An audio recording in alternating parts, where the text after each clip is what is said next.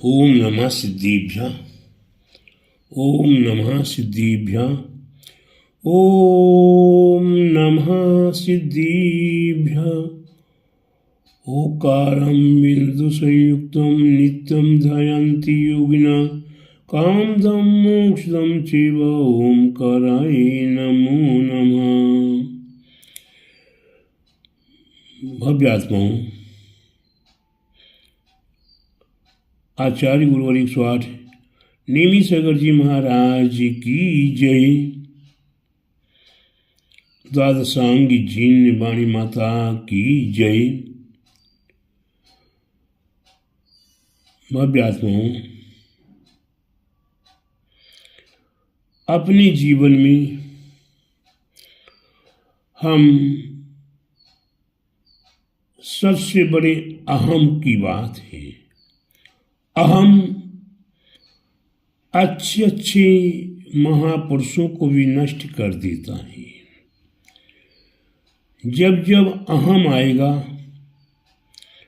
अपने आप का बोध नष्ट हो जाएगा, विवेक समाप्त हो जाएगा, छोटे बड़ों की मान मर्यादाएं समाप्त हो जाएंगी। इसलिए प्रत्येक भव्यात्माओं को चाहिए कि अपने जीवन में मान ना आने पाए, अभिमान ना आने पाए। बड़े हुए तो क्या हुआ, जैसे पेड़ खजूर, पंथी को छाया नहीं फल लागे अति दूर। बड़े हुए तो क्या हुआ, जैसे पेड़ खजूर, चढ़े तो पल छके गिरे तो चकना चूर। प्यारे बंधु, बड़ा होना कोई बड़ी बात नहीं है। बड़े होने के उपरांत अगर आप असहाय के लिए सहाय नहीं बने तो प्यारे बंधु, बड़े होने का कोई मतलब नहीं है। बड़े होने के बाद अगर आप में निरंतरता, नम्रता, सरलता, लघुता नहीं आई तो प्यारे बंधु, आपके बड़े होने का कोई रहस्य नहीं है। बड़े होने का कोई सार नहीं है। बड़े होने का कोई मतलब नहीं है। और प्यारे बंधु, बड़े हो जाओ अपने आप में। जिस प्रकार वृक्ष फलदार होता है, फल आते हैं, फूल आते हैं, वह झुकना शुरू कर देता है। उसी प्रकार से हमें अपने आप में भी विचार करना है कि हम गुणवान हो गए। वही भी गुणवान होने की परीक्षा हमारे पास हमारी नहीं है। सम्यक दर्शन हमारे पास है कि नहीं। मोक्ष महल की प्रथम सीढ़ी या बिन गिन ज्ञान चरिता। मोक्ष महल की प्रथम सीढ़ी सम्यक दर्शन है। इसके अभाव में सम्यक दर्शन, सम्यक ज्ञान नहीं हो पाता है। कितने ज्ञानी पुरुष बन जाओ, कितने बड़े बड़े पुराण पढ़ लो, कितनी बड़े बड़े ग्रंथों को पढ़ पढ़ के हृदय में रख लो, आप देखते हैं बड़े बड़े विद्वान पंडित वर्ग कितने भी ज्ञानी पुरुष बन गए, लेकिन उसके उपरांत भी वे पर्युषण पर्व को, अष्टानिका पर्व को, नवरात्रा के अवसरों को क्या कहते हैं, ये हमारा सीजन है। इन दिनों के अलावा आप कहीं अनुष्ठान करो तो वही विद्वान 11,000, 21,000, 25,000 में आ जाएंगे। और अष्टांग का दशलक्षण पर्व के अवसर पर उन विद्वानों को बुलाओ तो 1,00,000, 1,50,000, 2,00,000 रुपये गाते हैं। कहने का तात्पर्य, धर्म को बेचकर, ग्रंथों के रहस्यों को बेचकर वे अपनी आजीविका चला रहे हैं। वे विद्वान सम्यक ज्ञानी नहीं है। वे विद्वान सम्यक दर्शन के धारक नहीं हैं, वे सम्यक चारित्र के धारक नहीं हैं। प्यारे बंधुओं, ये ज्ञान हमारे आपके लिए स्वपर कल्याण के लिए कहते हैं। स्व का भी कल्याण करे और पर का भी कल्याण करे। धन प्राप्त करना कल्याण नहीं है। ज्ञान प्राप्त करके तब त्याग साधना चारित्र प्राप्त हो और अपने तप चारित्र के प्रभाव से एवं ज्ञान के प्रभाव से अज्ञानी पुरुषों के अज्ञान का नाश करके ज्ञान प्राप्त कराते। तभी जाकर प्यारे बंधु वही विद्वान पंडित कहलाएगा। हमारे आचार्य ने कहा पंडित मरण, पंडित पंडित मरण। वही दिगंबर साधु जब अपनी आत्मा में लीन होते हैं तभी जाकर उनका पंडित मरण, पंडित पंडित मरण हुआ करता है। तो प्यारे बंधु, पंडित केवल मात्र ग्रंथों के पढ़ लेने से नहीं है, शास्त्रों के पढ़ लेने से नहीं है।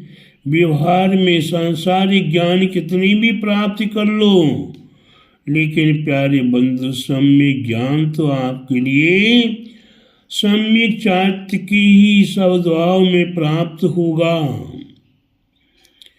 जब आप सम्यक दर्शन को प्राप्त कर लेंगे, सच्ची श्रद्धा आपके पास आ जाए, देव के प्रति, शास्त्र के प्रति, गुरु के प्रति, माँ जिनवाणी के प्रति और साथ में अपने आप पर विश्वास।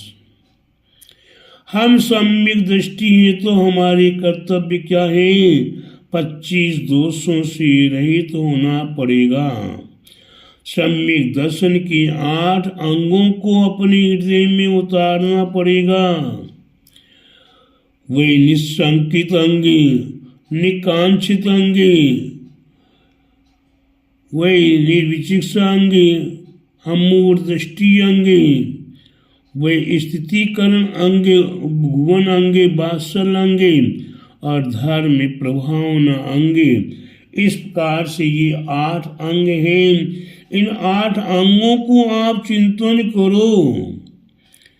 एक तरफ आप पंच परमेष्टि में, 3 कम 9 करोड़ मुनिराजों में, अब अरहंत साधु उपाध्याय आचार्य और अरहंत प्रभु को अपना गुरु मानकर उन्हें नमस्कार करते हैं।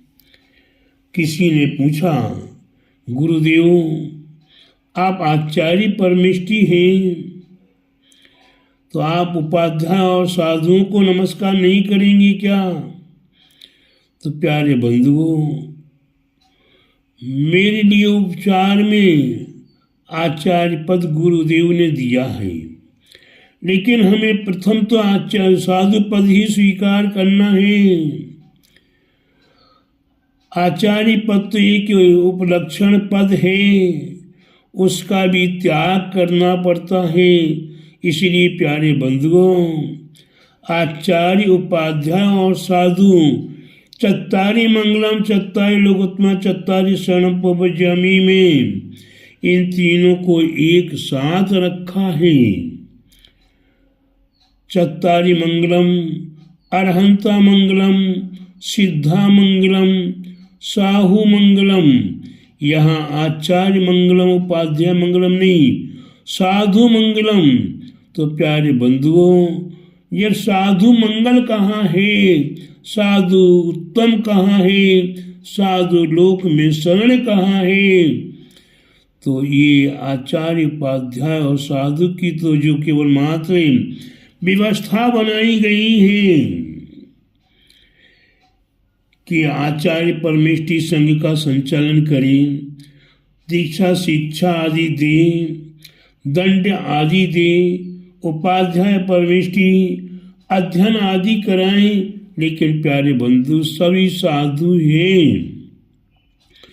मैं भी साधु। 28 मूल गुणों का तो मुख्य पालन करना ही है। तीनों को ही 28 मूल गुणों का पालन करना होता है। इसलिए प्यारे बंधु में तो चाहे वो दीक्षित आज का दीक्षित साधु क्यों ना हो, दीक्षा लेने वाले तक को नमस्कार कर रहे हैं। जो मुनिराज हो चुके हैं, जो मुनिराज मौजूद हैं, जो होने वाले हैं, उनको भी नमोस्तु कहा है। तो प्यारे बंधु, वर्तमान के दिगंबर साधुओं में हमें कहीं भी किसी भी प्रकार का भेद नहीं डालना है। ये हमारे छोटे हैं, बड़े हैं, ये हल्के हैं, ये ज्ञानी है, फलाने हैं, ये फलाने संघ की, फलाने संघ के। जब तक ये भेद रहेगा तब तक आपके पास सम्यक नहीं आ सकता, नहीं आ सकता, नहीं आ सकता। अगर एक बार सम्यक आ भी गया तो वह मिथ्यात्व रूप में परिवर्तित होने में देर नहीं लगेगी। और एक बार सम्यक रूपी रत्न हमारे हाथ से छूट जाए, फिर द्वारा कब प्राप्त हो इसका कोई भरोसा नहीं है। इसलिए प्यारे बंधु, सम्यक को संभालने के लिए हमें अपने सद्भाव, नम्र भाव, सरल भाव और अपने देवसात गुरु के प्रति अकाट्य श्रद्धा, जिस प्रकार हमारे राजा श्रेणिक ने जब मुनि और आर्जिका को किस अवस्था में देखा, उसके उपरांत भी उन्हें पहले नमस्कार किया, फिर उन्हें संबोधा और संबोध कर उनकी शुद्ध आचरण को पवित्र करने के लिए उनने उन पर प्रयास किया। तो प्यारे बंधु, वे देव तो परीक्षा लेने आए थे राजा श्रेणिक की, लेकिन प्यारे बंधु, वास्तव में श्रद्धा कितनी होती है, भक्ति कितनी होती है, वह अपनी आत्मा ही जानती है। इसलिए प्यारे बंधुओं, किसी के सिखाए में, पढ़ाई में, किसी के भड़काए में, किसी के प्रति भी हमें कोई भी राग द्वेष ना करते हुए हमें अपने सम्यक को संभालना है, सम्यक ज्ञान को संभालना है और सम्यक चार्ट को संभालना है। तो ये स्व कल्याण के लिए हम स्वयं हैं, उसके स्वयं के आधार के स्वयं हैं। कोई हमारा कोई संचालक नहीं होता, हमारी केवल व्यवस्था बनाई जाती है, वह आचार्य उपाध्याय साधु के माध्यम से व्यवस्था होती है। लेकिन आत्म कल्याण तो अपने आप पर ही निहित है। हमें अच्छे बुरे का विचार करते हुए अपने जीवन को सार्थक करना है। आइए एक बार जोर से बोलेंगे, बोले 3 कम 9 करोड़ महामुनि ऋषि राजों की जय।